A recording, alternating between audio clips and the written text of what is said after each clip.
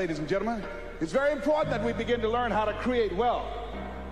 I'm not talking about loving money. See, I believe that lack of money is the root of all evil. People are steal for money. People are killed for money. People go to jail for money. Every time the unemployment goes up, in those areas where the unemployment is high, that's where you have the highest incidence of crime and violence. Whenever the unemployment goes up 1% in our community, 10,000 children and women are battered. Money makes a difference in your life. I never wanted to be rich. All I've ever wanted to do was to be comfortable. How many have ever wanted to be comfortable? Raise your hands. Then I realized in order to be comfortable, you got to be rich.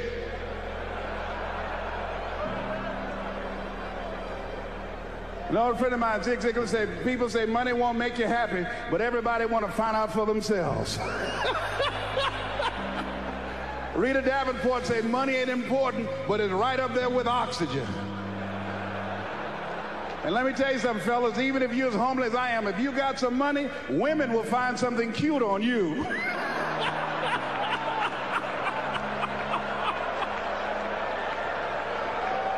He got earlobes like Denzel, honey. Money makes a difference. I used to be so broke when creditors would call the house, my children would answer the phone and say, my daddy say he ain't home. I was so broke at one time in my life, I walked by a bank and tripped the alarm.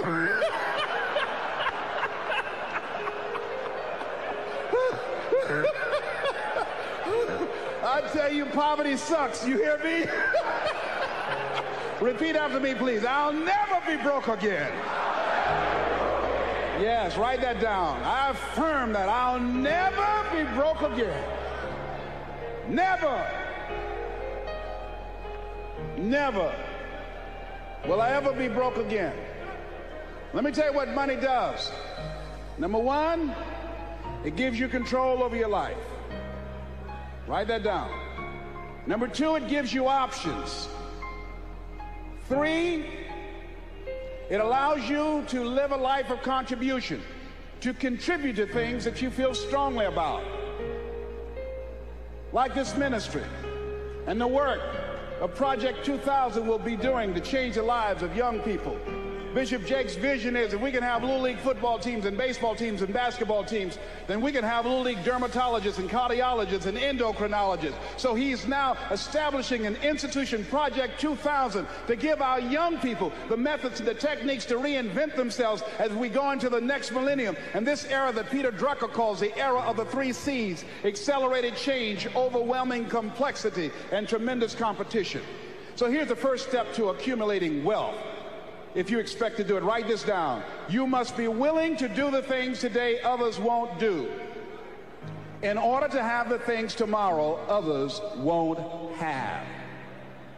That's why the book of life says the road to life is straight and narrow, and few there be that find it, because few there be that are willing to do the things today others won't do, in order to have the things tomorrow others won't have. What are the things that others won't do? Number one, make discipline a major force in your life. How many of you know if you'd have been more disciplined, you'd be further along to reach your goals right now? Socrates said the undisciplined life is an insane life. The road to life is straight and narrow because few there be that are willing to discipline themselves. Here's something else that most people won't do. Make it okay to fail. A lot of people, 85% of people, allow their fear of failure to outweigh their desire to succeed. Repeat after me, please. Anything that's worth doing is worth doing badly. Yeah, see, anything is worth doing right, as we have been taught, if you know how to do it. But if you don't know how to do it, it's worth doing badly until you get it right. Now write this down. You don't have to be great to get started, but you have to get started to be great. The first time I stood up to speak, I stood up and my mind sat down. I looked at the audience and I panicked. I had to introduce a play at school. We're about to start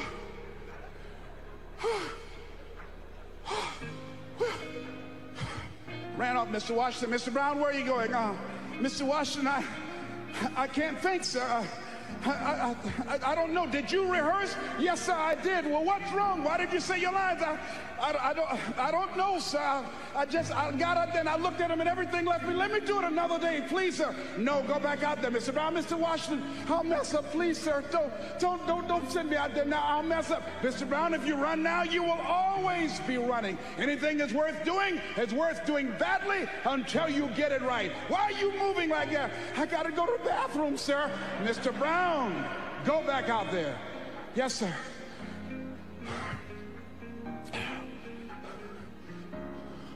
We're about to start a play called 12 Angry Men, directed by Mr. Leroy Washington. And I ran off. The next day, hey, Alfalfa! Hey, Les Brown, how are you? They dogged me out. They talked about me so bad. The next time another event came up, Mr. Washington, Mr. Brown, you're up. I said, no, Mr. Washington. Everybody says, no, not him. I said, they're right, Mr. Washington, not me. He said, Mr. Brown, you are up. Yes, sir. And I went out, and pretty soon, when people laughed at me, it didn't bother me. They would throw paper, and I could catch it without losing my concentration. And then one day, I came out, and a hush went across the audience because it must have been something about me that indicated that I'd come to myself. And Mr. Washington had been practicing with me to give a presentation. And I looked at the audience and I said, I choose not to be a common man. It's my right to be uncommon if I can. I seek opportunity, not security. I do not wish to be a kept citizen, humbled and dull by having the state look after me. I want to take the calculated risk, to dream and to build, to fail and to succeed. I refuse to live from hand to mouth. I prefer the challenges of life to the guaranteed existence, the thrill of fulfillment to the stale calm of utopia. I will never cower before any master, nor bend to any threat. It's my heritage to stand erect, proud and unafraid, to face the world boldly and say, this I have done. Girl stood up and said, that's my boyfriend, honey. I like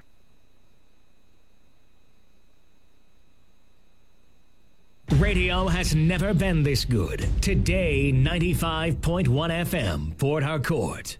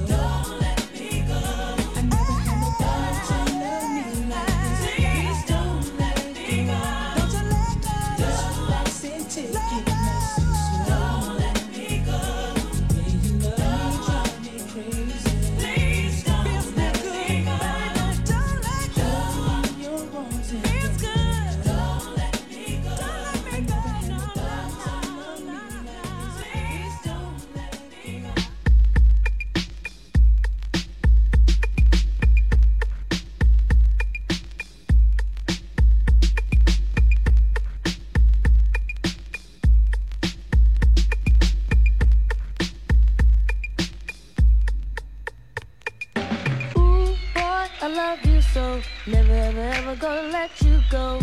Once I get my hands on you, ooh boy, I love you so, never ever ever gonna let you go. I hope you feel the same way too. Girl, I do. This rhyme, this time is one of a kind, blowing your mind like only the Candyman can. Like a heavyweight champion, knocking them out, another bout without a doubt. Once again, you can scream and shout. When I rock the bells, yell out my name. This is what you've been missing.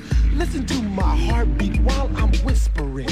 I know you're suffering. So sweet, a Candyman, sweet nothings. Hugging and tugging and rubbing, loving it all, having a ball. All y'all girlies next to me, talking sex to me. We can't do that yet, but I bet we'll chill. Candyman, tell them the truth. We'll still end up knocking the boots.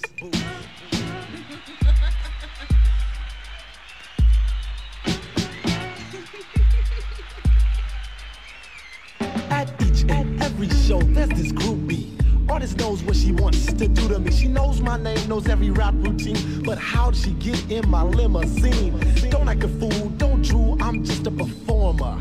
I was cool, but the room got warmer. Norma cornered me in, her and a friend named Lynn. Then they checked me into the Holiday Inn. I didn't let them win, said my pockets was thin. She blew me a kiss, I knew she wasn't new to this. I didn't want to, but the devil made me do it. To the tick-tock, yeah, don't stop.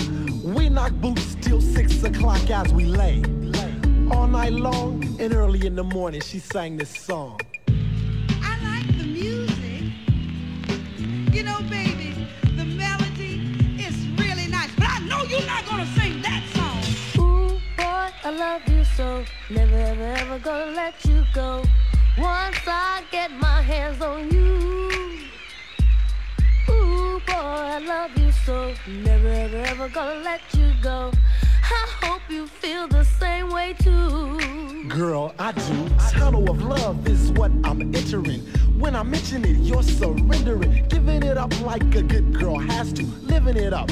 Eventually you ask to stay. This is Today 95.1 FM, Port Harcourt, voice of the people. Port Harcourt, are you ready? Today 95.1 FM, the voice of the people. This is the weather forecast on Today 95.1 FM.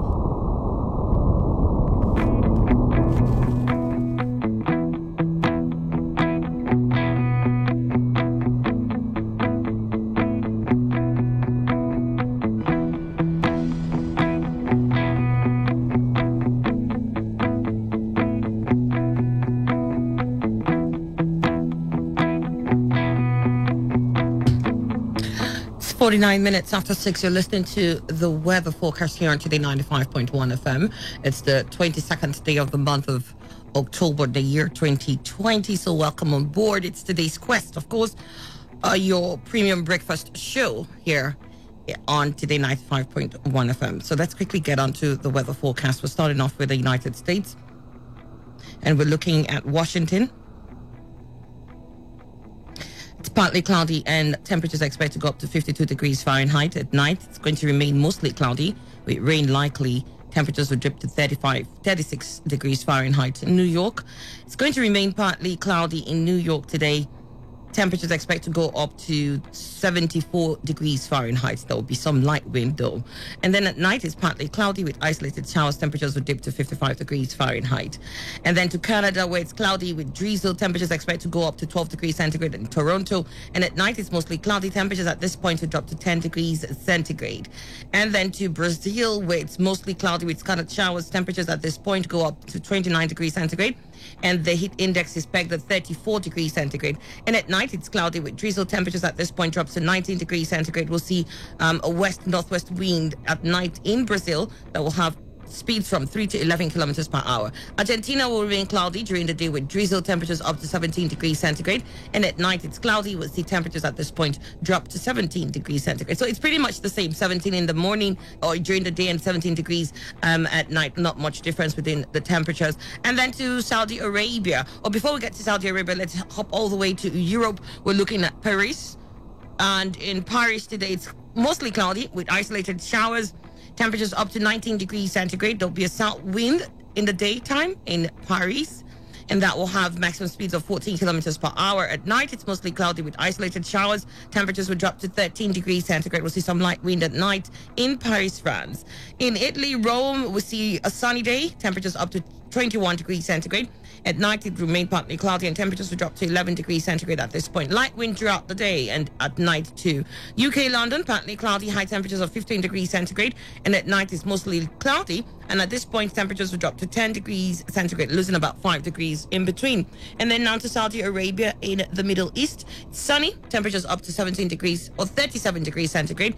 And at night, it's clear, temperatures will drop to 31 degrees centigrade. It will remain windy at night in Jeddah today with a west-northwest wind that will have speeds from 7 kilometers to 34 kilometers per hour. Of course, it's gusting at 34 kilometers per hour.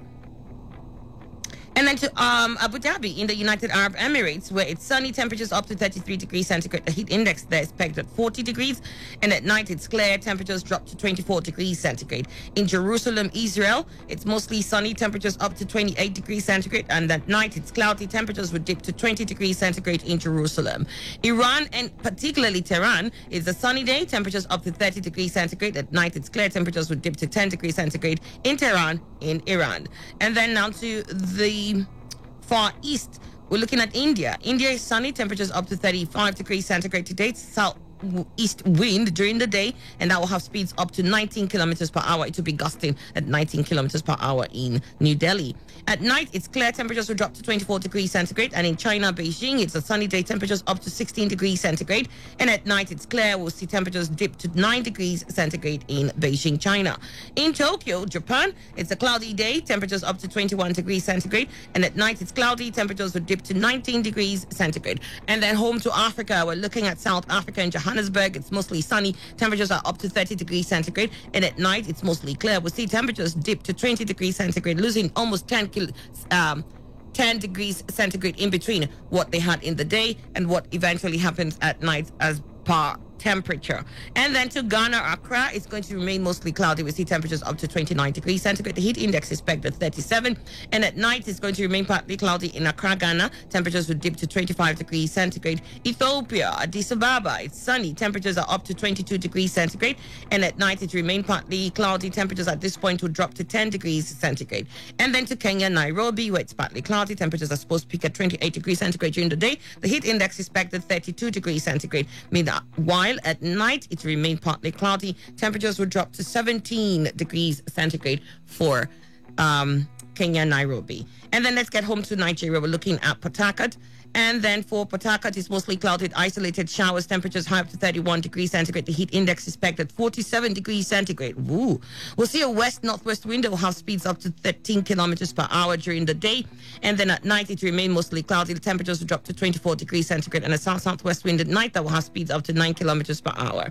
Abuja will remain mostly sunny. Temperatures up to 34 degrees centigrade. The heat index is pegged at 55 degrees centigrade. Some light wind in Abuja today. At night, it remains partly cloudy. Temperatures will drop to 22 degrees centigrade. And then to Lagos, where it's partly cloudy. Temperatures are expected to peak at 31 degrees centigrade. The heat index for Lagos is pegged at 43 degrees centigrade. We'll see a south-southwest wind that will have speeds up to 17 kilometers per hour.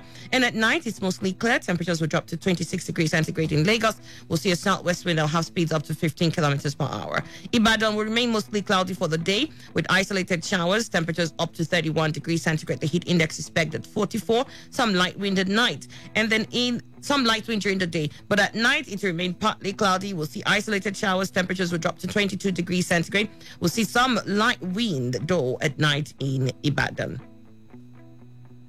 Kano will remain mostly sunny today. Temperatures are expected to peak at 36 degrees centigrade. We'll see a northeast wind that has speeds up to 23 kilometers per hour. And at night, it will remain mostly clear. Temperatures are expected to drop to 23 degrees centigrade. In Owerri, it's mostly cloudy with isolated showers. Temperatures up to 30 degrees centigrade. We'll see a heat index of 45 degrees centigrade for Owerri. And a west-southwest wind that has speeds up to 8 kilometers per hour. And at night, it's mostly cloudy. We'll see temperatures drop to 23 degrees centigrade. And a south wind that has maximum speeds up to 7 kilometers per hour. And then to Enugu, where it's mostly cloudy with isolated showers, we'll see temperatures up to 30 degrees centigrade. The heat index for Enugu is put at 45 degrees centigrade. And at night, it's mostly cloudy with isolated showers. Temperatures will drop to 22 degrees centigrade at this point. We'll see a south-southeast south-southeast wind, and that is expected to have speeds up to 8 kilometers per hour at night in Enugu. And to wrap it up, Okrika will remain mostly cloudy today with isolated showers, temperatures up to 31 degrees centigrade, and the heat index of 42 degrees centigrade. A west-southwest wind that will have speeds up to 15 kilometers per hour, and at night it's mostly cloudy in Okrika. Temperatures will drop to 24 degrees centigrade. We expect to see a south-southwest wind in Okrika at night, and that will have maximum speeds of 10 kilometers per hour. And now real quickly, I'll just glaze through some headlines. Trump and Obama lock horns in rival rallies. It says there, Mr. Obama liking his successor to a crazy uncle, while Mr. Trump mocks his old adversary. So in different campaigns, they were taking jibes at each other. Spain records 1 million COVID cases. You find that story too, making the rounds in international news. Spain records 1 million cases of COVID-19. So, I mean, for most parts of Europe, they're seeing a resurgence of this. It's almost like the winter period is bringing higher numbers, so they're beginning to spike. FBI says Iran and Russia have U.S. voter information. Intelligence officials say Iran was behind threatening emails sent to Democrats earlier this week. So FBI says Iran and Russia have U.S. voter information. U.S. approves massive arms deal for Taiwan. The $1.8 billion weapon sale is likely to further strain tensions with China, which claims Taiwan. And then you've got Giuliani dismisses compromising Borat clip. Rudy Giuliani describes as a fabrication a scene appearing to show him with hands down his trousers. And then Iceland Prime Minister keeps cool as earthquake strikes. Katrin Jakobadistor kept calm as a 5.5 magnitude earthquake interrupted a live TV interview. Iceland Prime Minister keeps cool as earthquake strikes. I wonder how I will be screaming. Pope indicates support for same-sex civil unions. Pope indicates support for same-sex civil unions. That's a new one. And then you've got also COVID vaccine trial continues after volunteer dies. This is in Latin America and the Caribbean. COVID vaccine trial continues after voter dies. And then, of course, unrest in Lagos after protest shooting. Young Thai activists are embracing Hong Kong tactics. Disinformation spreads amid Armenia and Azerbaijan conflict. And you also have making the rounds. It's mostly U.S. elections. Like the whole world is not U.S. elections, really. They should look at other things happening in other places. But a lot of what's going on between the Democrats and the Republicans in the United States dominates most of the headlines of international papers. But that's about it. Let's stay tuned. We'll be hooking up with the news desk in just a moment for the world news.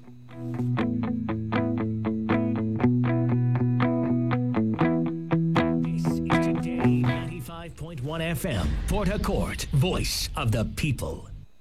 Whether it's happening in Port Harcourt, South, Nigeria, or around the world, we've got you covered. On air, online, delivering balanced news and unbiased analysis. Today, 95.1 FM. This is Today, 95.1 FM, Port Harcourt. News.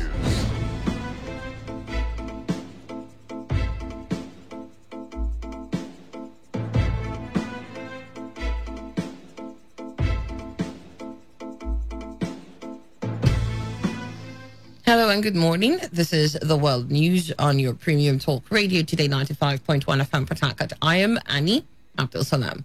In the headlines, Governor Nyesom Wike declares 24-hour curfew in parts of River State. Amnesty International records 12 deaths at Tuesday's shooting in Lagos, faulting claim by Governor Babajide Sanwo-Olu. Former President Olusegun Obasanjo condemns use of brute force to disperse protesters. On the foreign scene, United Nations and European Union expresses shock over use of live bullets at protesters in Nigeria. And now the details.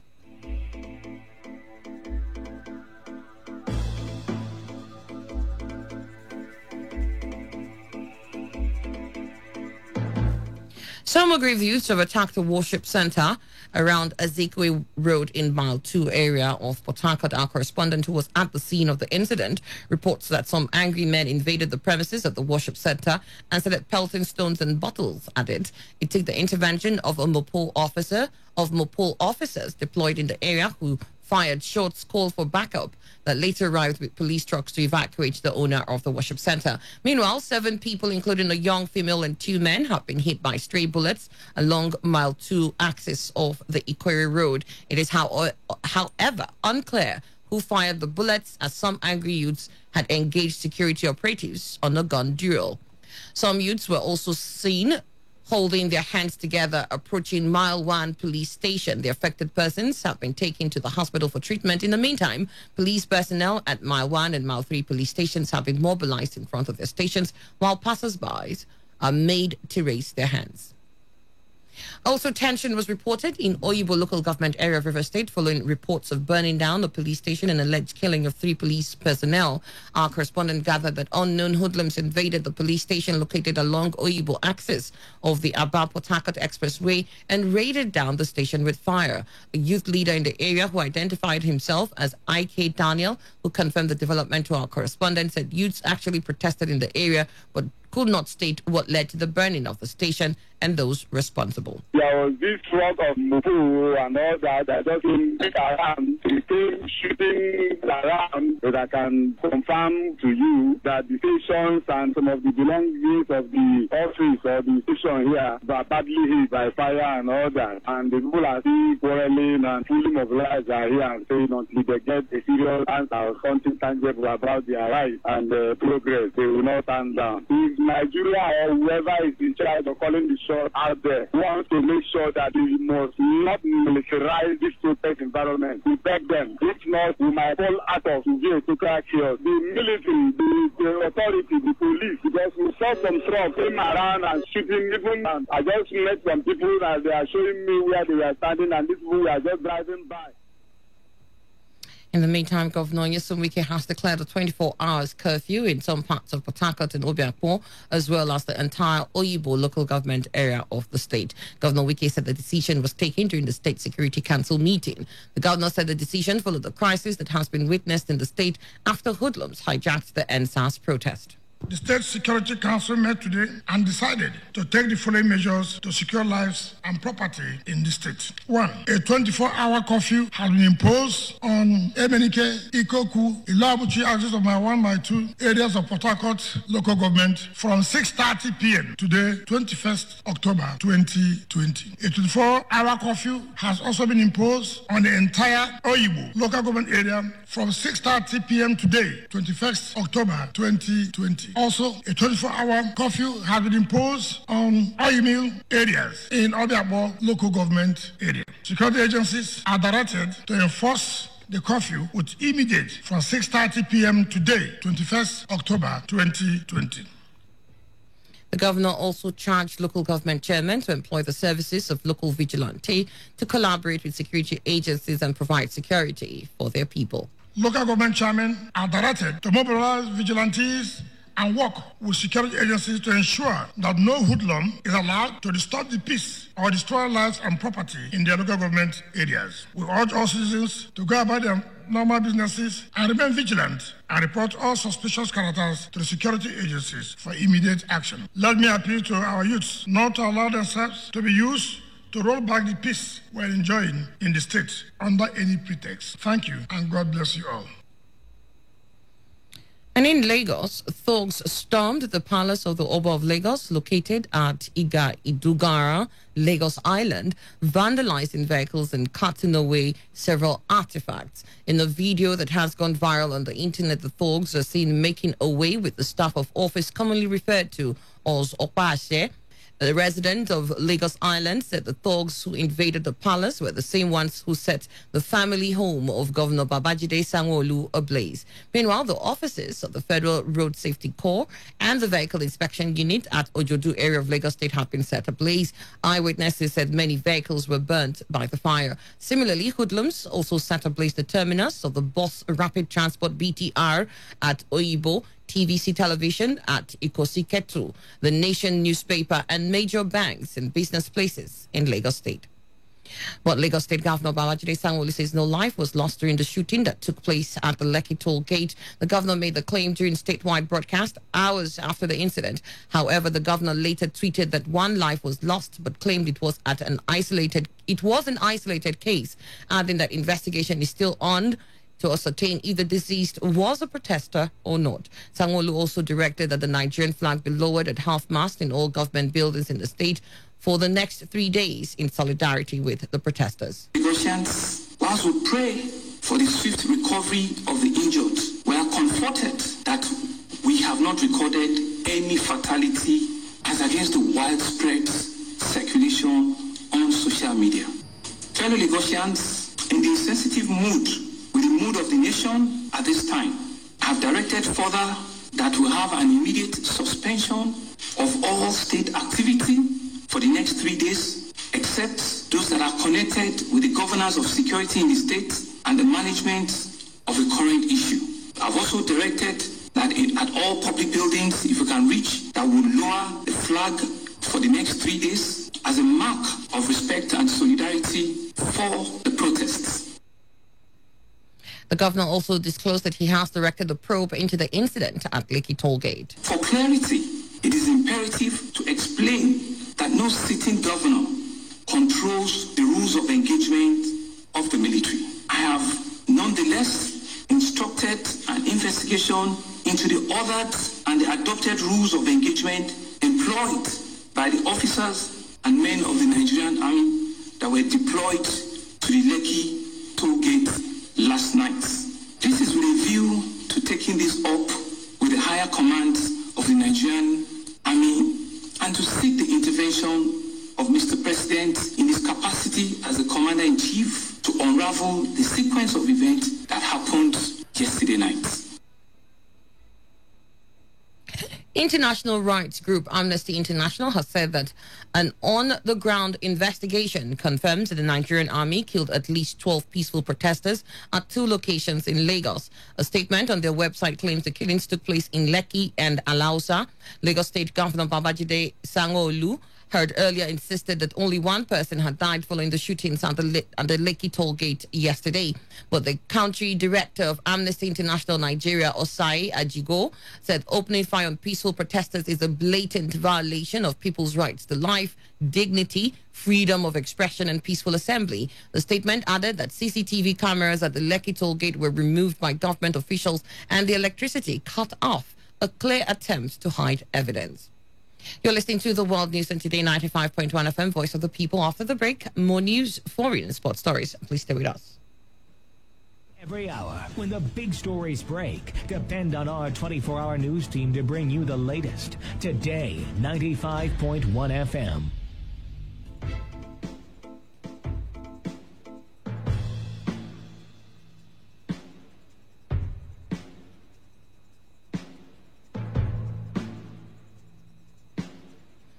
Welcome back, and you're still listening to the World News here on Today 95.1 FM. It's 9 minutes after 7.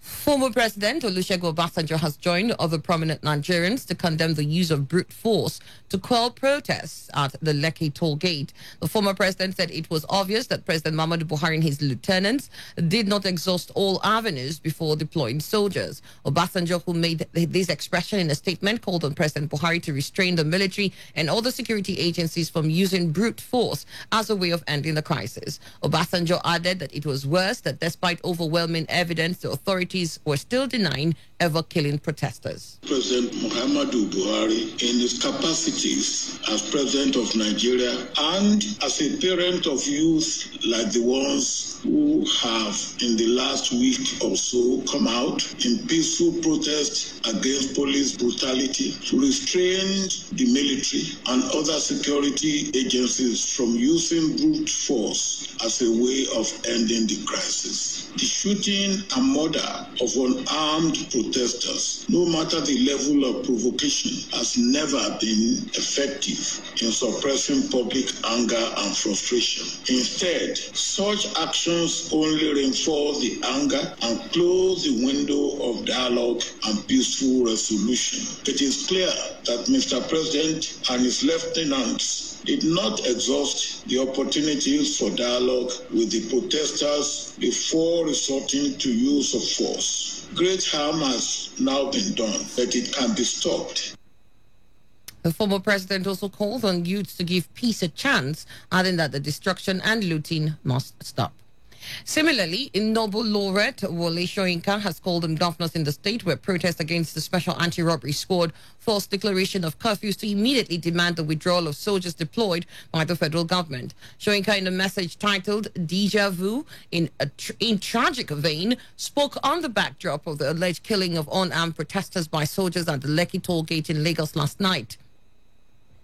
He advised the governors to take over the security of the people with whatever resources they can reach. The playwright told the governors to substitute community self-policing based on local councils to curb hooligan infiltration, and extortionist and destructive opportunism. He also commiserated with the bereaved and urged state governments to compensate material losses wherever.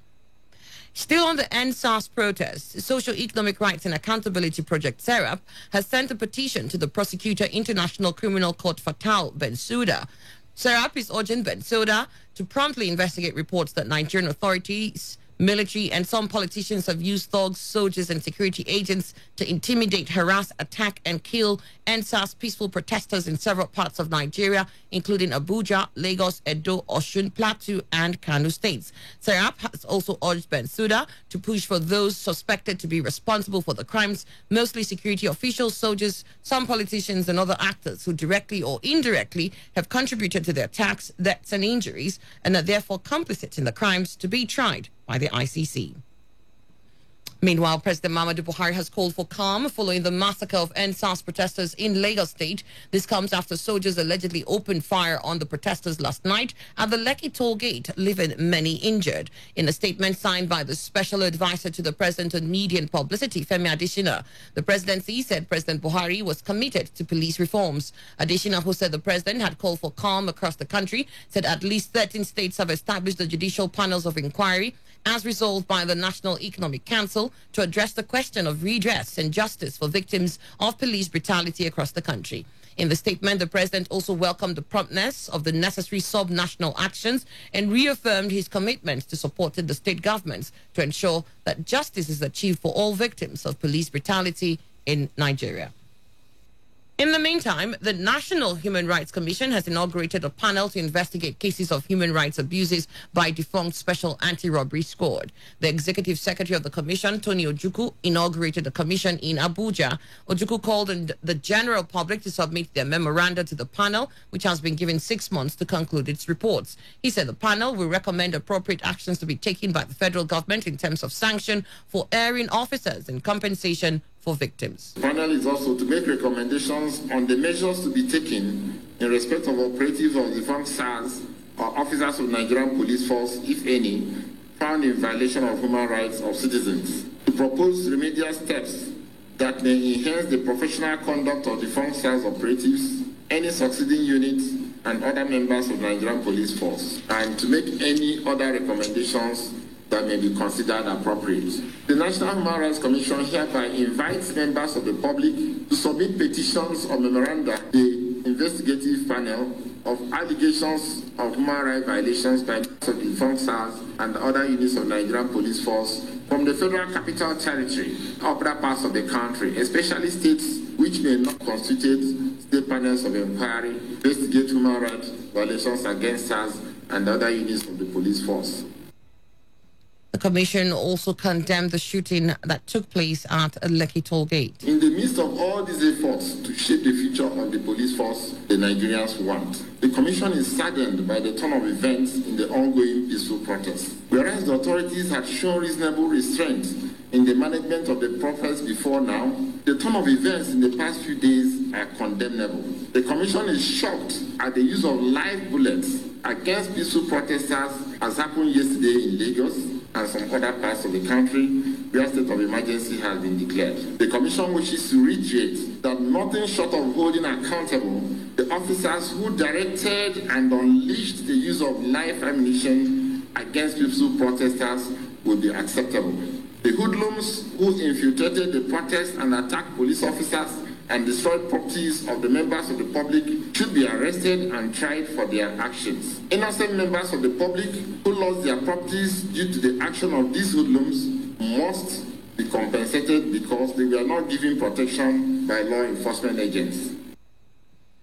On the foreign scene, the European Union has expressed shock over the killings in the wake of the End SARS protest. In a statement, the EU said it was looking forward to seeing the sort of reforms that will be put in place to ensure police reforms. The EU said it is alarming to learn that several people have been killed and injured during the ongoing protest against the Special Anti-Robbery Squad in Nigeria. It said it is crucial that those responsible for abuses be brought to justice and held accountable. Elsewhere, the United Nations Secretary General Antonio Guterres has called for an end to police brutality in Nigeria, condemning violent clashes that claimed multiple lives and caused many injuries. This position was contained in a communique by his spokesperson, Stefan Dujarric. The Secretary General in the statement said he had been following recent developments in Nigeria and has called for an end to police brutality and abuses. Guterres condemned the shooting of protesters at Lekki in Lagos, which resulted in multiple deaths and caused many injuries. The UN Secretary General reiterated the readiness of the United Nations to support national efforts towards finding a solution.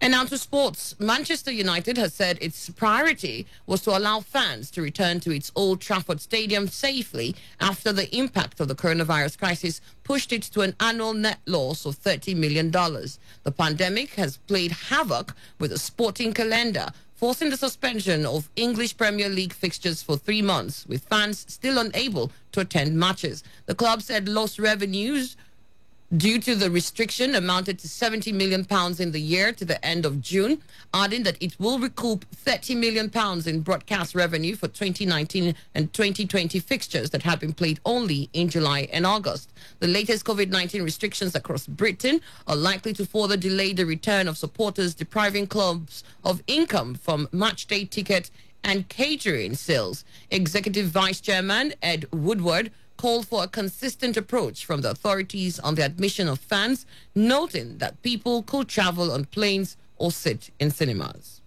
And now to end the news, here's a summary of the major stories. Governor Nyesom Wike has declared a 24-hour curfew in some parts of River State. We told you that international rights group Amnesty International has recorded 12 deaths at Tuesday's shooting in Lagos, faulting the claim by the state governor Babajide Sanwo-Olu. You also learned that former President Olusegun Obasanjo has condemned the use of force to disperse protesters.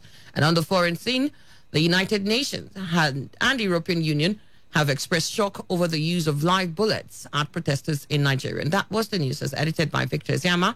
For comments and inquiries, please call 081-534-18657 or send your emails to news@todayfmlive.com. You can also read our stories on www.todayfmlive.com. Do not forget, you must take responsibility. Wash your hands frequently with soap under running water. Avoid touching your face in high-contact surfaces to prevent coronavirus. To have a good morning, I am Annie Abdul Salam. Today's news, today's entertainment, today's sports, today's issues. Today on Today 95.1 FM, Port Harcourt. Port Harcourt, are you ready? Today 95.1 FM, the voice of the people.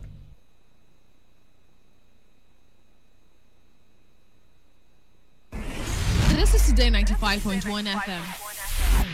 To copy this tune, press 9. This is Today 95.1 FM. For current news and information, press 5. They are politicians, all of them. They know what they do. So they know how they attack each other. To stay connected all day, press 1. The person who raised the alarm is the one who made the public know about Good afternoon and welcome to the World News on your Premium Talk Radio station. We are your Premium Talk Radio station. Today 95.1 FM, the station with a unique dial.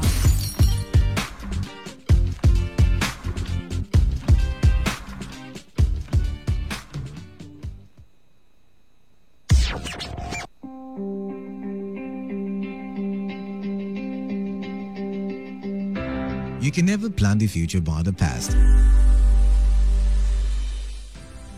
He who has a why to live can bear almost any out.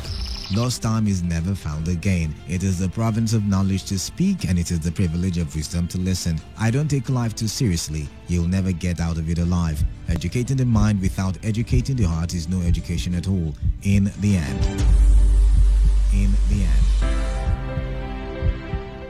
It is not the years in your life that counts. It is the life in your years. Make it count with us. Make it count with us at Today 95.1 FM. 95.1 FM. This is the Vivian Douglas Show. It is an avenue for paradigm shift. We bring you a platform where your voice counts on issues of social reform in our society, from governance to education, domestic abuse, health, environment, relationship, religion, lifestyle, entertainment, and much more. Most importantly, here on the Vivian Douglas Show, we speak to impact on all fronts. Join us on Today 95.1 FM Port Harcourt every Thursday 5 to 6 p.m. on the Vivian Douglas Show to interact, and on the Just So You Know segment on Today 95.1 FM and on our social media platforms at the Vivian Douglas Show. Let's keep it real and log down every Thursday.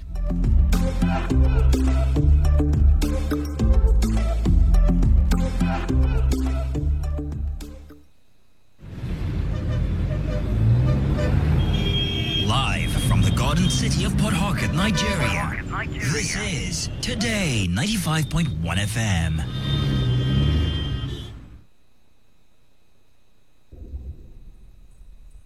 It's that time on radio. Let's take you into the life and times of men and women who inspire, role models who have shaped the world.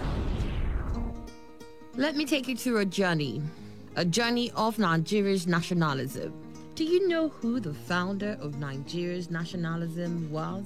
He's sometimes acclaimed as the Gandhi of West Africa. He was a man of many parts, a civil engineer, a surveyor by training, a civil servant, a politician, an editor, a journalist, an accomplished violinist, a historian, and wait for it, an ex-convict.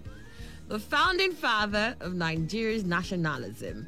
He helped to lay the foundation of modern Nigeria and contributed to the shaping of popular perceptions of a modern nation and its obligations to the public.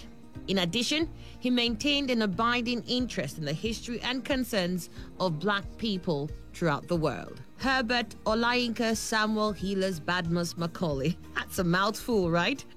He was born in Lagos on the 14th of November 1864 to Thomas Babington Macaulay and Abigail Crowther, children of people captured from what is now present-day Nigeria and resettled in Sierra Leone by the British West African Squadron and eventual returnees to Nigeria.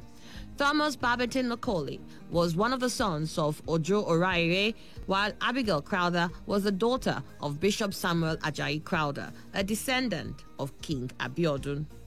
Thomas Babington Macaulay was the founder of the first secondary school in Nigeria, the CMS Grammar School, Lagos, between 1869 and 1877. Macaulay attended Breadfruit School, Lagos, and Faji School, Lagos, for his elementary education from 1877 to October 1880. He attended CMS Grammar School, Lagos, for his secondary school after going to a Christian missionary school. From childhood, young Herbert Macaulay learned the importance of a sound education, patriotism, and of course Christian values. However, his grandparents and parents also believed in the importance of indigenous Yoruba cultural values and of working within the larger culture around them. Like many later Pan-Africanists, they advocated the intelligent selection of progressive values and institutions from westernized Christianity and African society.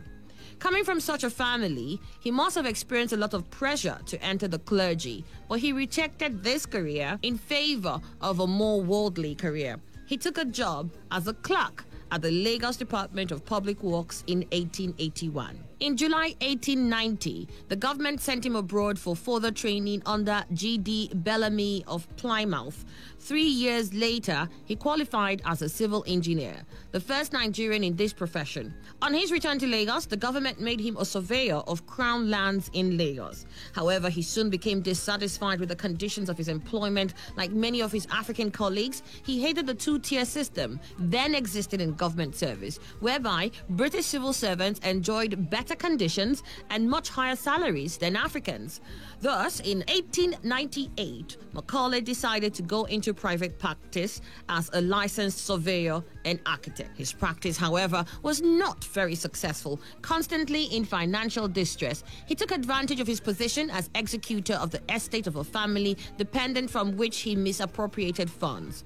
Unfortunately, this act became known to the authorities and he was tried and sentenced to 2 years imprisonment. While many sympathized with him because of the extenuating circumstances of his large extended family, this event meant that he could never become a candidate for public office.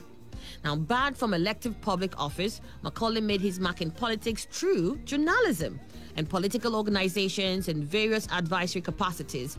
Between 1890 and 1927, he was a frequent contributor to the Nigerian Chronicle.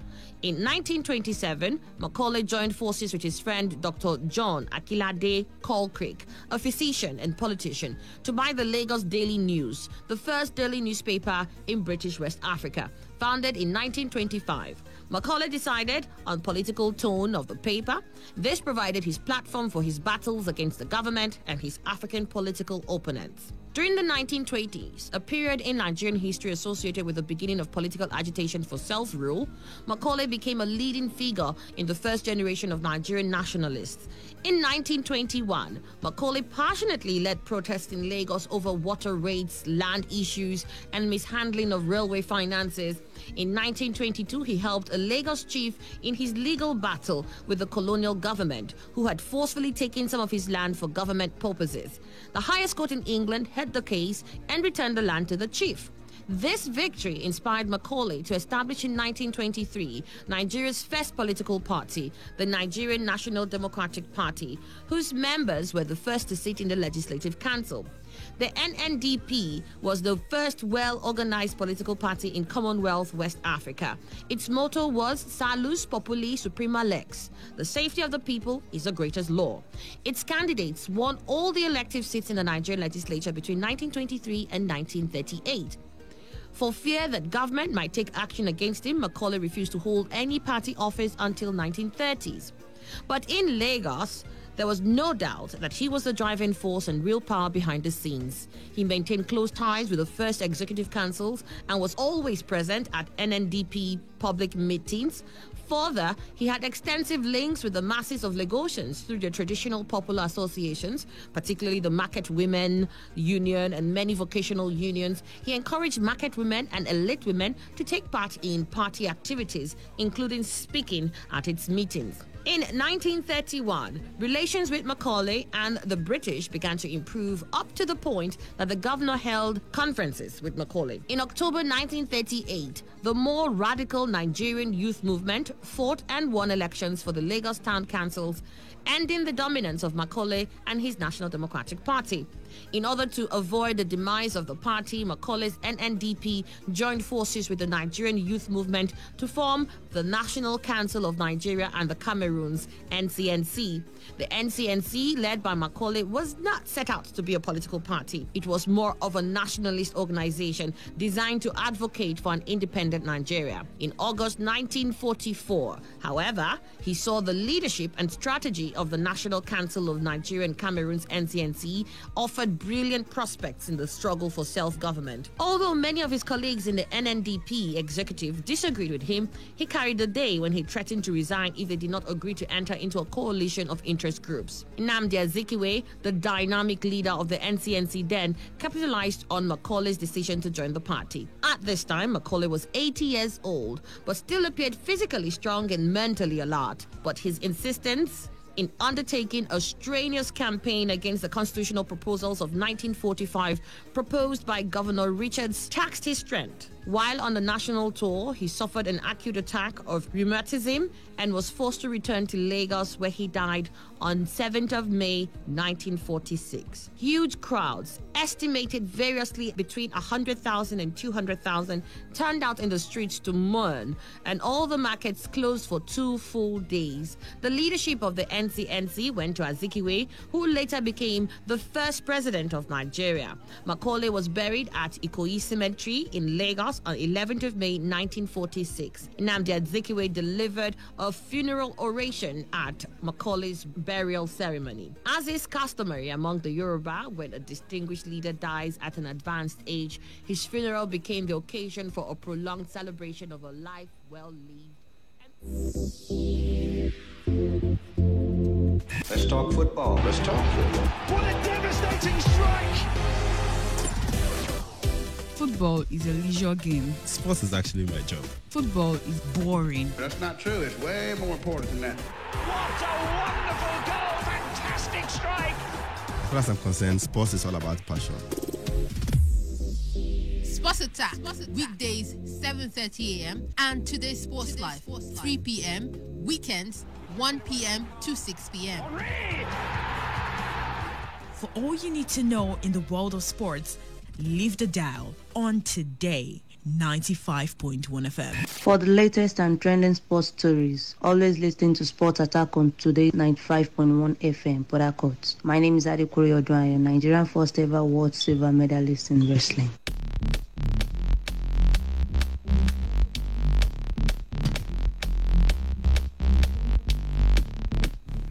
Well, it's a beautiful morning to you all. Welcome to Sports Attack on your premium talk, news and sports radio station, Today 95.1 FM right here in Port Harcourt.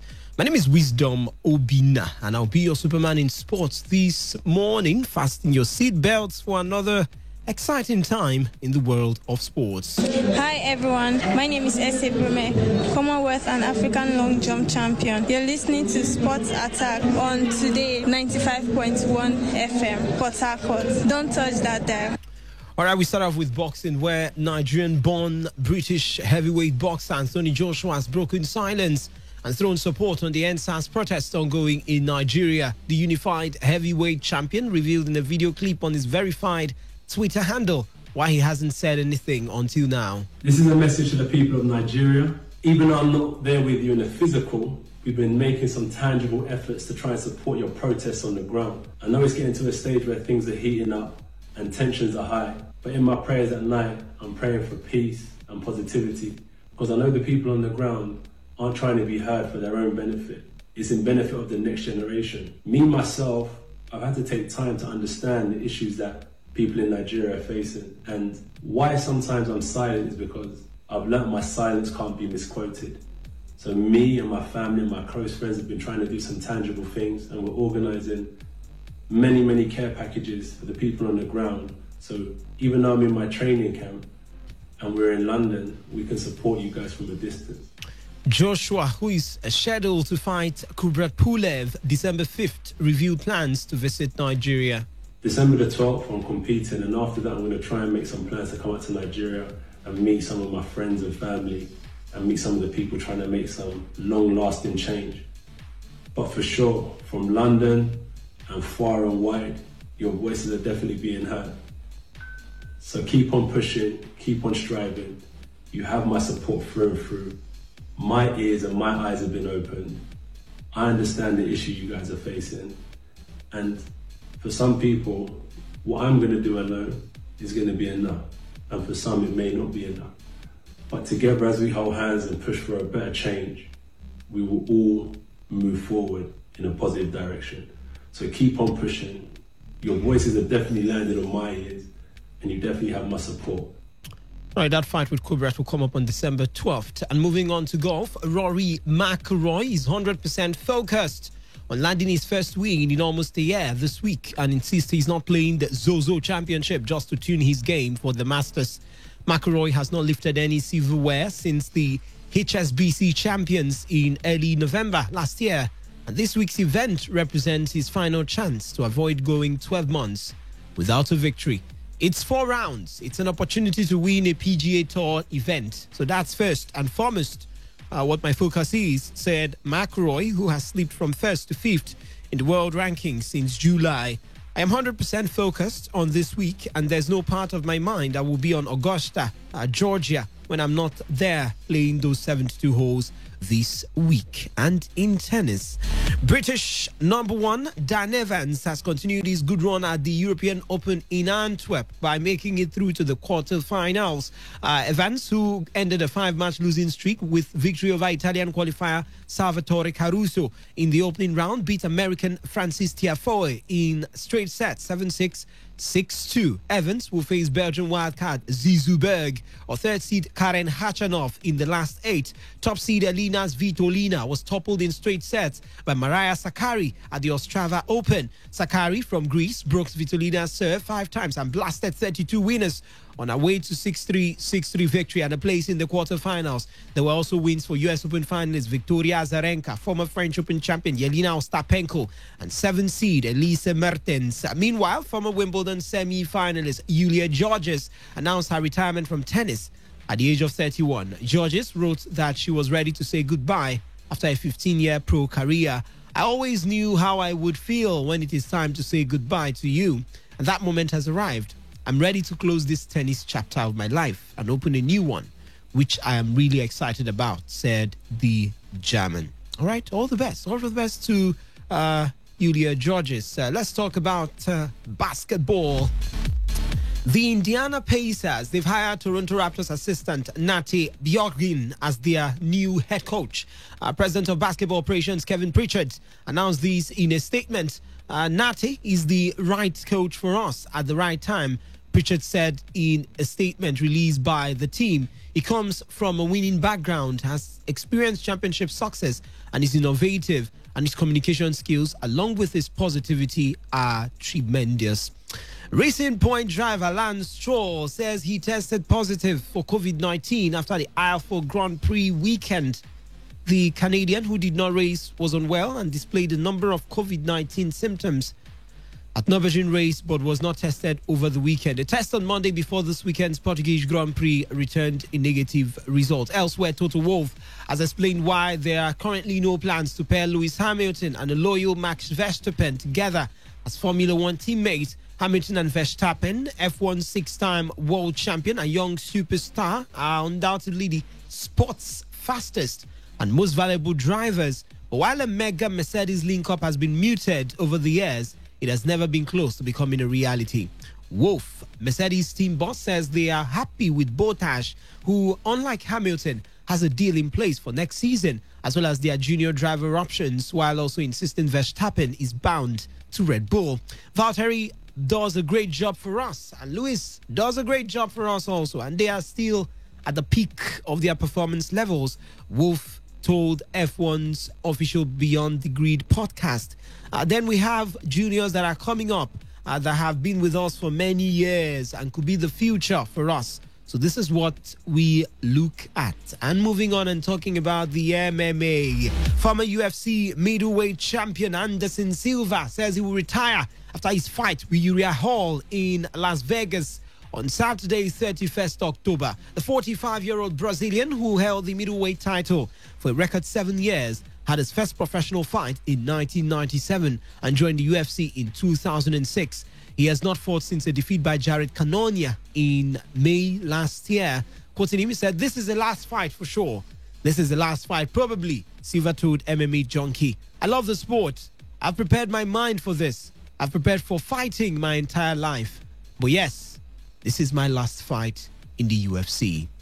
Anderson Silva, legendary stuff, I tell you. Boxing, Tyson Fury is considering Carlos Takam as his next opponent, and a final decision on the WBC title fight could soon be made, says the Frenchman's co-promoter. Fury is now planning a UK homecoming in London on December 5th after pulling the plug on the contracted third fight with Deontay Wilder, who he claims wanted to postpone their meeting until 2021. Joe DeGuardia, the president of Star Boxing, who co-promotes Takam with Top Rank, told Sky Sports, "Certainly, I believe that when you look at who is out there and who is available, Carlos would probably be the best guy out there to fight Fury. All right, we would wait for a confirmation in the coming weeks for who Tyson will be facing in December. But for now, that's where we draw the curtains on other sports. Let's switch our attentions to the ever-exciting world of football. Best and most incisive sporting reports, tune in to Sports Attack on Today 95.1 FM every week morning at 7:30 a.m. My name is Daniel Igale, President of the Nigeria Wrestling Federation. I also listen to the show.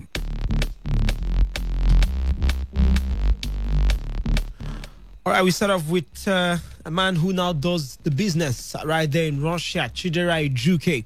A lot of exciting things about the young man, and one man who knows what it means to play in Russia is Peter Osaze Odewinge. Well, he has talked about the man. He's sharing his opinion on the performance of the CSK striker. For a year now, I have been communicating with him a little on Instagram. Followed his career. He scored a goal against Spartak in the first match. Well done. He had a take-off in his career. He played in Scandinavia, then in the Netherlands, now CSK. This is a top club. They don't just sign anyone. Chidera is an explosive player with a good edge, can shoot and score. Young, promising, said Odewinge in an interview. The Nigerian winger will hope to make his Europa League debut when CSK travel to Austria today to face Wolfsberger.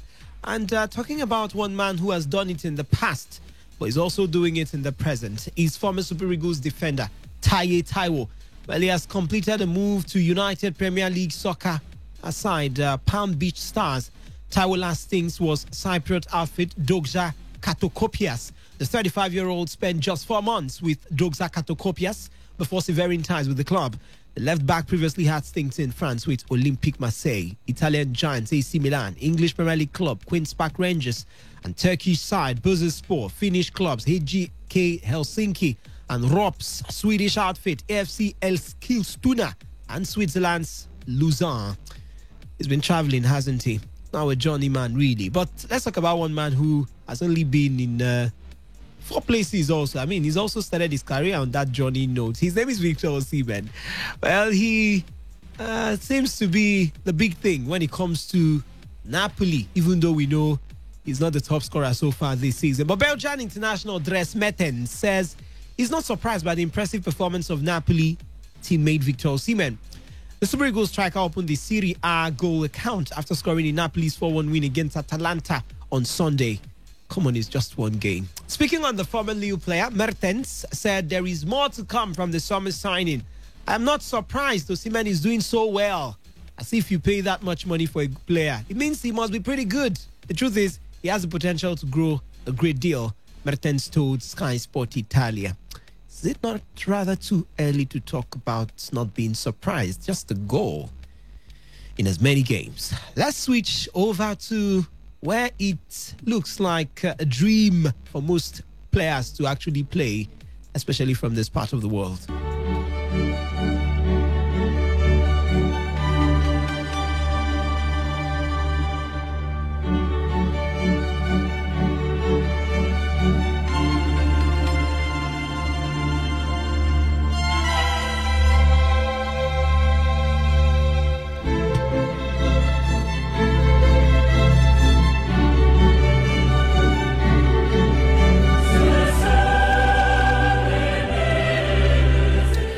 Real Madrid made an embarrassing start in the Champions League on Wednesday by losing 3-2 at home to a depleted Shakhtar Donetsk, their second consecutive defeat ahead of the Clásico against Barcelona on Saturday. Shakhtar were without 10 first-team players and 9 members of staff due to coronavirus infections, but recorded a remarkable win at the Alfredo Di Stefano Stadium after scoring 3 times in 13 first-half minutes. Strikes from Tete and Manor Solomon, either side of a Rafael Varane own goal, give the Ukrainian champions a shock lead at the interval. And while Luka Modric and Vinicius Junior pulled goals back, Madrid fell short. What's going on at the Santiago Bernabeu? Well, he's a slow starter, isn't he? But time will tell if this is starting slow or a devastating start. Elsewhere, Liverpool coach Jurgen Klopp admitted his team didn't play sunshine football as a battle to a 1-0 win in their Champions League opener against Ajax. A first-half own goal from Nicolas Tagliafico was enough for the Reds to secure all 3 points in Wednesday's match at Amsterdam Arena in their first match without injured centre-half Virgil van Dijk. It wasn't smooth sailing for the Premier League champions, I tell you, as they squandered several chances throughout the match. While Fabinho was required to make a goal line clearance, and Ajax playmaker Davy Klaassen struck the post. Good enough to win the game, that's what you need. But of course, I think both teams can play better football. It was in moments pretty wild. You need to score a goal, we did that.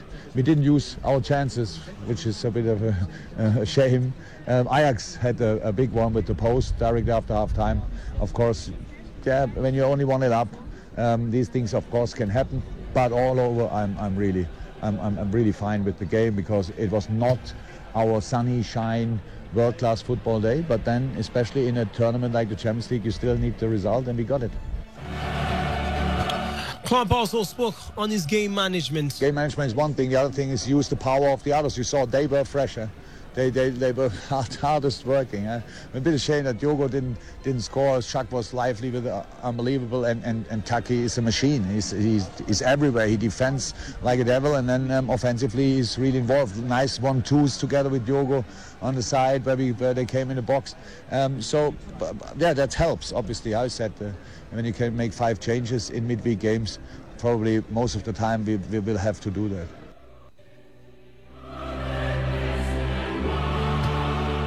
Manchester City made a winning start to their 10th attempt at winning the Champions League after fighting back to beat Porto 3-1. The Portuguese champions took a surprise early lead, but Sergio Aguero, El Fantastica, if you ask me, quickly leveled from the spot, and second-half goals from Ike Gundogan and substitute Ferran Torres gave City victory. Manager Pep Guardiola stressed the importance of winning his first game. First game at home is so important. With Benfica, two of the best teams in Portugal, is a winning mentality. They defend. We didn't expect this shape. Always play with 4, but they set up. They play like Leicester, but in that case we were more patient. We controlled the counterattacks after the 1-1. We adjust something in the half time. And it was really important starting this way.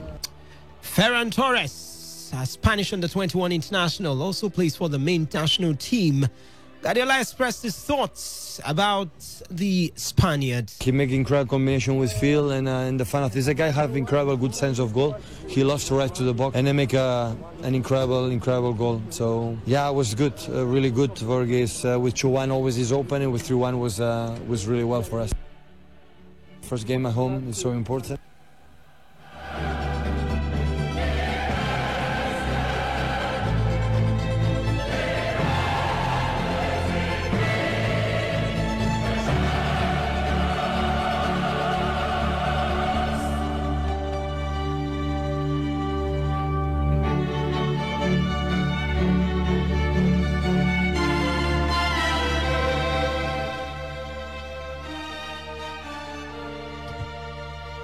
All right, a quick look at the results. The other results from the Champions League. Salzburg did play a 2-2 draw with Lokomotiv Moscow. Bayern Munich did beat Atletico Madrid by 4-0. Real Madrid, as I told you, lost to Shakhtar Donetsk by 2-3. Inter Milan Internazionale did play a 2-2 draw with Borussia Mönchengladbach. And no need guessing, Lukaku was there. And moving on to the Group C, Man City, as I told you earlier, did beat FC Porto by 3-1. Olympiacos did beat Marseille 1-0. And in Group D, where Liverpool, of course, the biggest of names, they did beat Ajax 1-0. FC Midtjylland with Frank Onyeka making his debut in the Champions League. They were given a baptism of fire at home by the guys who know how to bang in the goals. They couldn't score much at the weekend against Napoli, but they came back in blistering form. Atalanta, they beat FC Midtjylland by 4-0. Another competition, the one we love to call the schoolboys competition of UEFA, the one we call the UEFA Europa League. It's where Jose Mourinho and his lads do their business these days.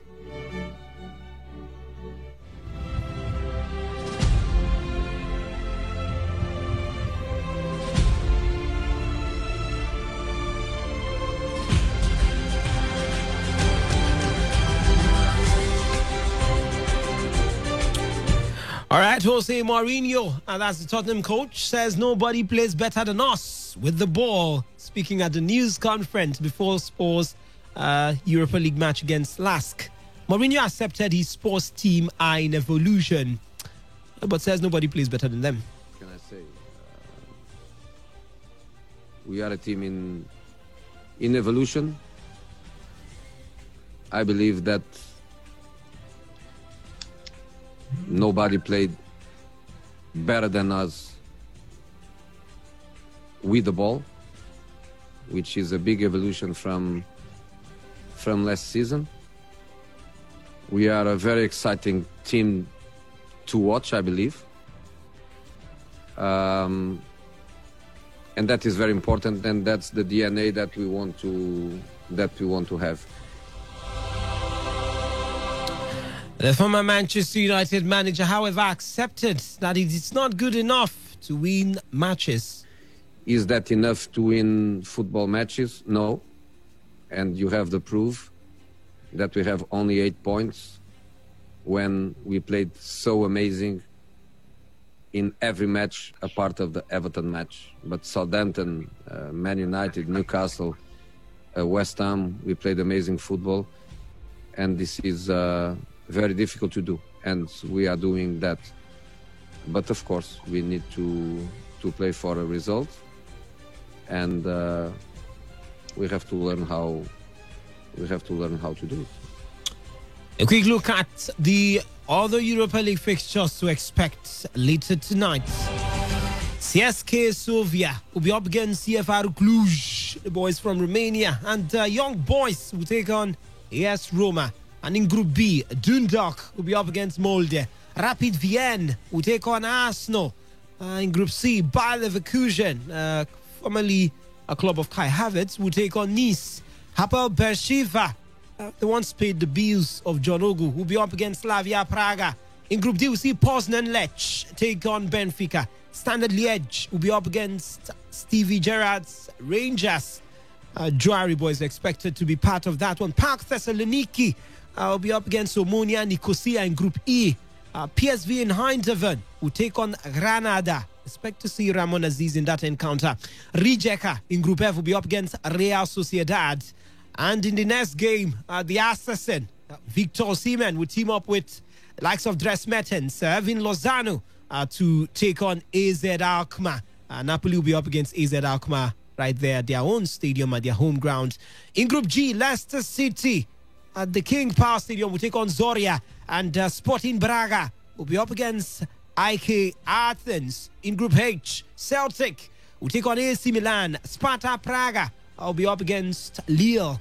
And in Group I, Maccabi Tel Aviv will take on Karabag. Villarreal with Samuel Chukwueze will be up against Sivasspor. Group J will see Ludogorets Razgrad come up against Royal Antwerp. Tottenham Hotspur take on Lask. And in Group A, Dinamo Zagreb will be up against Feyenoord. Wolfsberger AC will take on CSKA Moscow. And in Group L, Hoffenheim will be up against FK Werner Zvezda. And Slovan Liberec will take on Ghent. Expect to see Nigerians in that encounter also. Mesut Ozil has accused Arsenal of a lack of loyalty after being left out of their Premier League squad, but vowed to keep fighting for his chance. Ozil, the highest paid player in Arsenal's history, appears to have played his last game for the club after he was not included in their Premier League squad for the 2020-2021 season.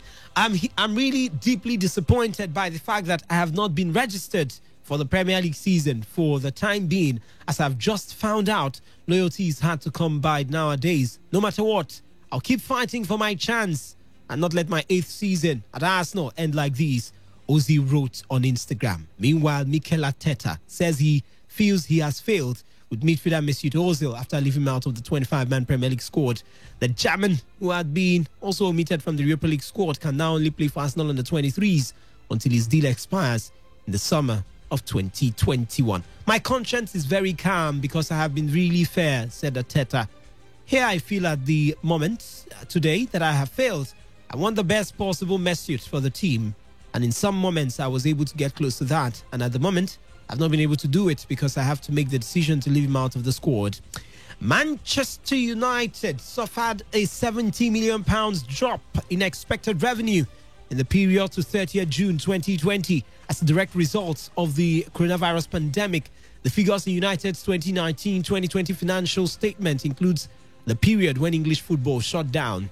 United's overall revenue was down 18.8% from £627.1 million to £509 million. But part of this was due to the club not qualifying for last season's Champions League. In the meantime, United manager Ole Gunnar Solskjaer says Scott McTominay played the first half against PSG in their UEFA Champions League 2020-2021 campaign with one eye. They're in good form now. They're good players, and they played really well against Newcastle, and they laid the foundation for the win that game, and I think they laid the foundation today as well. Scotty played first half with only one eye as well. That was the most impressive thing, because he lost his contact lens. Eric Bailly has been ruled out for the next 3 to 4 weeks by Ole Gunnar Solskjaer after missing Manchester United's 2-1 win over PSG with a muscle injury on Tuesday night. Bailly was an unused substitute during Saturday's 4-1 win at Newcastle and did not make the trip to the French capital for United's Champions League opener. He will now miss games against Chelsea, RB Leipzig, Arsenal, Istanbul Basaksehir and Everton before the November international break. The 26-year-old has been unlucky with the injuries since his move from Villarreal in 2016, missing more than 300 days with knee and ankle injuries. Samuel Eto'o is looking forward to a dramatic game between Real Madrid and his former club Barcelona on Saturday. The game will be played behind closed doors as fans remain banned from match venues in Spain due to the coronavirus pandemic. Although the encounter at Camp Nou will be played in an empty stadium, Eto'o believes the match will live up to expectations. Quoting him, he said, "Such a wonderful pitch without the fans. It's going to be a little bit strange," Eto'o told Goal. "This is a unique game, and I'm sure the players will do their best to do something dramatic on the pitch." And a little from the papers. Griezmann could be among the next group of players to renew at Barcelona, according to EFE. It claims Sergio Busquets and Sergi Roberto may also resign amid reports players are reducing their wages at the club. It comes after Barcelona announced the resignings of Marc-Andre ter Stegen, Gerard Piqué, Frankie de Jong and Clement Lenglet on Tuesday. Griezmann scored 15 goals in 48 games for Barca last season, while he's yet to net in 4 appearances in the 2020-2021 season. A former Barcelona head coach could be set for a new job. Marca reports Palmeiras have made move for Quique Setién after the departure of Vanderlei Luxemburgo, despite signing Nathan Ake and Ruben Diaz in the close season. Manchester City are reportedly looking for another defender. Fabrizio Romano suggested the Premier League giants are monitoring Villarreal centre-back Pau Torres. Christian Eriksen's future remains uncertain. Calcio Mercato reports Inter turned down a loan bid from Borussia Dortmund in the close season, but the Serie A club could be open to the midfielder leaving in January. And the Sun has it that after Virgil van Dijk suffered a serious knee injury, Liverpool have been linked with different defenders. And the Sun says Brighton and Hove Albion would demand at least £50 million for Ben White if the Premier League champions make a move for the centre-back in January. And well, this is where we draw the curtains on today's edition of Sports Attack. Thank you so much for your time. The show was put together by the classical gentleman, Reliable Reliance. The sports crew will be back at exactly 3 p.m. for another interesting edition of today's Sports Live. Until then, stay safe. My name is Wisdom Obina. Stay safe and stay tuned to this dial to the FM 95, the Rocking One.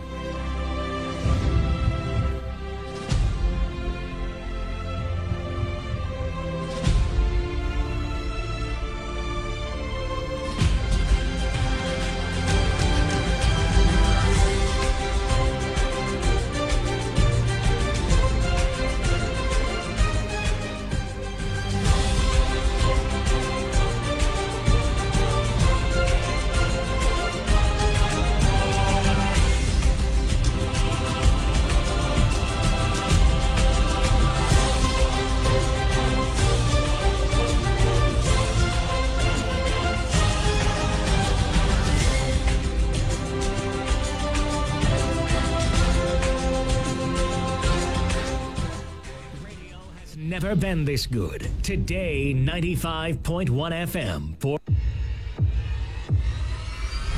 Good morning, Madam Tessie. How are you today? Very well, thank you. How do you do? I see you are on your way out, going for antenatal care. No, I have prayer meetings today. It's every other day of the week. Oh, nice. But when is your antenatal clinic day? Antenatal what? I'm a daughter of Zion. I don't need hospital visits. Besides, I have faith that I will deliver like the Hit women, either at home or at the prayer house. I admire your faith, though. But do you know that every year about 1 million pregnant women die before or during labor from preventable causes? You should enroll for antenatal care at a government hospital where doctors and nurses can attend to you until your baby is ready to come. And when labor starts, ensure you have your baby at the hospital also. Abigail, me, I cannot afford this medical care you're talking about. Not to worry. Government health care facilities render affordable and quality services. You can trust the nurses and doctors to take care of you during and after pregnancy. Very well then. I'm off to the hospital right away. I'll be back to join the closing prayer. Not without your face masks and hand sanitizer. Remember, COVID-19 is still out there. This message is from Saving 1 Million Lives Program for Results, Rivers State Ministry of Health.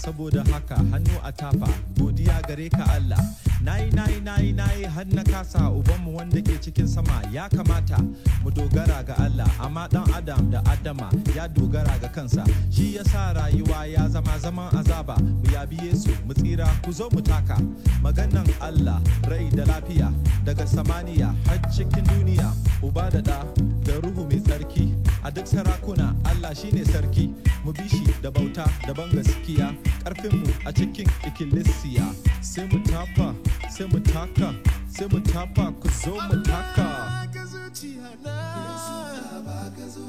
ya Allah na baka zuciya na Allah